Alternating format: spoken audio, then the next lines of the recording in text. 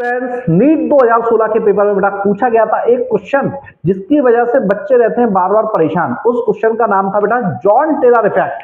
वो क्वेश्चन जो था बेटा, ये क्वेश्चन आपके सामने दिया गया है जो एनसीईआरटी में, जिसके बारे में कुछ भी नहीं दिया गया है। यही नहीं, इसके साथ में एक और क्वेश्चन पूछा गया था ट्रांस इफेक्ट का, उसके बारे में भी कोई भी डिटेल ठीक से नहीं दी गई है। तो बेटा आज हम लोग डिस्कस करेंगे इस जॉन टेलर इफेक्ट को, जो कि इस साल के लिए अगेन नीट और जेईई जैसे एग्जाम्स के पॉइंट ऑफ व्यू से काफी ज्यादा इंपॉर्टेंट है।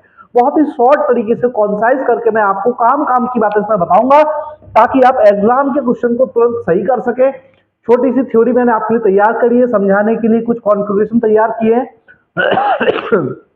और फिर हम क्वेश्चन को डिस्कस करेंगे। तो आइए देखते हैं फटाफट से क्या है Jahn Teller effect. John Taylor effect gives information about distortion in octahedral complexes. Octahedral complexes जो होते हैं जिनका कोऑर्डिनेशन नंबर 6 होता है, उनमें जो डिस्टॉर्शन होता है उसके बारे में हमें बताता है। Distortion in octahedral complexes is occurs due to unsymmetrically filled d orbital. वो बोलते हैं कि अगर d ऑर्बिटल अनसिमेट्रिकली फिल्ड हुआ है तो उसमें डिस्टॉर्शन होगा और सिमेट्रिकल है तो डिस्टॉर्शन नहीं होगा, ऐसा वो बोलते हैं। कम शब्दों में समझना है आपको। तो सिमेट्रिकल और अनसिमेट्रिकल किसको मानेंगे? तो बेटा अगर ये T2G होते हैं, ऊपर वाले EG होते हैं, ये हाफ फील्ड है या फिर फुल फील्ड है तो ये सिमेट्रिकल है। हाफ फील्ड है या फुल फील्ड है तो ये सिमेट्रिकल है। ऐसे ही EG में अगर ये हाफ फील्ड है या फुल फील्ड है तो ये सिमेट्रिकल है।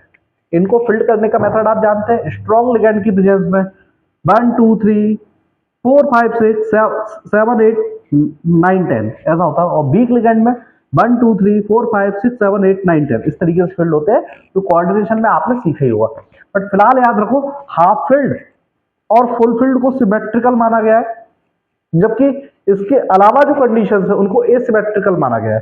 तो एसिमेट्रिकल की बात करें, T2G1, T2G2, T2G4, T2G4, T2G5, EG1 और EG3 ये एसिमेट्रिकल कंडीशन है। मतलब कि किसी ऑर्बिटल का कॉन्फ़िगरेशन बेटा इस तरीके से आ रहा है, किसी कॉम्प्लेक्स का ऑक्टाहेड्रल कॉम्प्लेक्स का कॉन्फ़िगरेशन फाइनली ये आ रहा है, तो बेटा आपको मानना है कि उसमें डिस्टॉर्शन होगा, और अगर ये आ रहा है तो आपको मानना है कि डिस्टॉर्शन नहीं होगा। इतना सा है बेटा जॉन टेलर इफेक्ट। इसमें एक चीज और थोड़ा अच्छे से जान सकते हैं, अगर एसिमेट्रिकल है तो इसमें दो टाइप की कंडीशन बनेगी, strong JT and weak JT. Strong Jahn Teller effect मतलब ज्यादा डिस्टॉर्शन किसमें होगा? तो बेटा एसिमेट्रिक EG ऑर्बिटल। अगर EG एसिमेट्रिक है तो स्ट्रॉन्ग जेटी होगा, और अगर एसिमेट्रिक T2G ऑर्बिटल है तो बेटा वीक होगा। मतलब कि EG ऑर्बिटल के एसिमेट्रिक होने से डिस्टॉर्शन ज्यादा होता है और इसे स्ट्रॉन्ग जेटी इफेक्ट कहते हैं। अब EG ऑर्बिटल की वजह से डिस्टॉर्शन ज्यादा क्यों होता है? क्योंकि एक्सिस पर होती है, तो एक्सियल पोजीशन पर होने की वजह से इनकी वजह से स्ट्रॉन्ग जेटी इफेक्ट बोलते हैं और ज्यादा डिस्टॉर्शन होता है। अब आइए देखते हैं फटाफट से क्वेश्चन, क्या क्वेश्चन उसने आपसे पूछा है। Jahn Teller effect is not observed in high spin complex. High spin complex बेटा जब वीक लिगेंड अटैच होता है तो हाई स्पिन कॉम्प्लेक्स बनते हैं D2 जिनमें बाद में आता है, ठीक है ना, तो D2 जिनमें बाद में आता है ना, इसमें sp3 sp3d sp3d2 इस तरीके के हाइब्रिडाइजेशन इसमें आते हैं हाई स्पिन में, इनको आउटर ऑर्बिटल भी बोलते हैं। यहाँ पे देखेंगे बेटा 7 का कंडीशन है 1 2 3 4 5 6 7 क्या हो गया बेटा? एसिमेट्रिक। क्या हो गया? एसिमेट्रिक। तो जॉन टेलर इफेक्ट होगा। इसमें बात करें 1 2 3 4 5 6 7 8 सिमेट्रिक। हाफ फील्ड और फुल फील्ड ये क्या हो गया बेटा? सिमेट्रिक कंडीशन हो गई। सिमेट्रिक कंडीशन होने की वजह से बेटा इसमें जॉन टेलर इफेक्ट नहीं होगा, नो जेटी, जबकि इसमें बेटा जेटी होगा, इसमें जेटी होगा, इसमें जेटी होगा। इतना सा क्वेश्चन नीट में उसने आपसे पूछा था।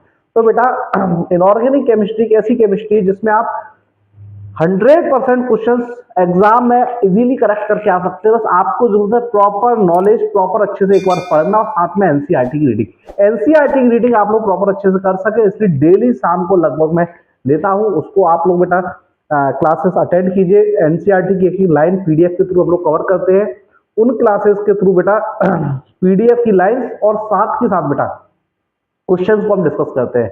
एनसीईआरटी की बैक एक्सरसाइज लगाइए।